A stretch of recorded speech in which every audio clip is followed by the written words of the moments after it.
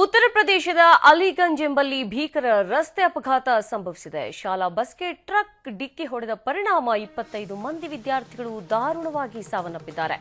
36ಕ್ಕೂ ಹೆಚ್ಚು ವಿದ್ಯಾರ್ಥಿಗಳು ಗಂಭೀರವಾಗಿ ಗಾಯಗೊಂಡಿದ್ದಾರೆ. ಉತ್ತರ ಪ್ರದೇಶದ ಅಲಿಗಂಜ್ ಪ್ರದೇಶದ ಜೆಎಸ್ ಪಬ್ಲಿಕ್ ಶಾಲೆಗೆ ತೆರಳುತ್ತಾ ಇದ್ದಂತಹ ಮಿನಿ ಬಸ್ ಇದಾಗಿತ್ತು ಅಂತ ತಿಳಿದು ಬಂದಿದೆ.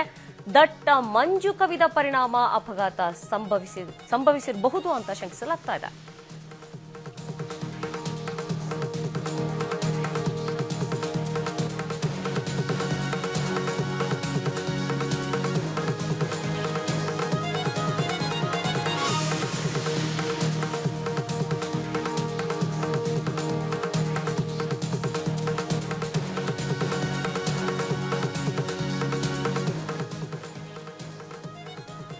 ಎಸ್ ವೀಕ್ಷಕರೇ, ಇದೀಗ ಒಂದು ಸುದ್ದಿ ಬಂದಿರುವಂಥದ್ದು ಅಂದರೆ ಉತ್ತರ ಪ್ರದೇಶದ ಅಲಿಗಂಜ್ ಎಂಬಲ್ಲಿ ಭೀಕರ ರಸ್ತೆ ಅಪಘಾತ ಸಂಭವಿಸಿದೆ. ಏನು ಶಾಲಾ ಬಸ್ಗೆ ಟ್ರಕ್ ಒಂದು ಡಿಕ್ಕಿ ಹೊಡೆದ ಪರಿಣಾಮವಾಗಿ 25 ಮಂದಿ ವಿದ್ಯಾರ್ಥಿಗಳು ದಾರುಣವಾಗಿ ಸಾವನ್ನಪ್ಪಿದ್ದಾರೆ.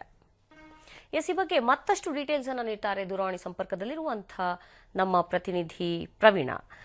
ಎಸ್, ಏನು ಈ ಒಂದು ಅವಘಡ ಏನು ಸಂಭವಿಸಿದೆ ಉತ್ತರ ಪ್ರದೇಶದ ಅಲಿಗಂಜಲ್ಲಿ, ಯಾರ ಒಂದು ಅಜಾಗರೂಕತೆ ಇದೊಂದು ಕಾರಣ ಆಗಿರಬಹುದು ಅಂತ ಪ್ರವೀಣ? ಅಪರ್ಣ, ಉತ್ತರ ಪ್ರದೇಶದ ಅಲಿಗಂಜ್ ಪ್ರದೇಶದಲ್ಲಿ ಸಾಕಷ್ಟು 3-4 ದಿನದಿಂದ ಸಾಕಷ್ಟು ಪ್ರಮಾಣದಲ್ಲಿ ಮಂಜು ಆವರಿಸಿದೆ, ದಟ್ಟವಾದ ಮಂಜು ಆವರಿಸಿದೆ. ಇವತ್ತು ಬೆಳಗ್ಗೆ ಏನು ಮಿನಿ ಬಸ್ ನಲ್ಲಿ, ಅಂದ್ರೆ ಮೇಲ್ನೋಟಕ್ಕೆ ಇದು ಮಿನಿ ಬಸ್ ಅಂತ ಹೇಳಾಗ್ತಿದೆ, ಇನ್ನೊಂದು ಮಾಹಿತಿ ಪ್ರಕಾರ ಇದು ಶಾಲಾ ಬಸ್ ಅಂತ ಹೇಳಾಗ್ತಾ ಇದೆ.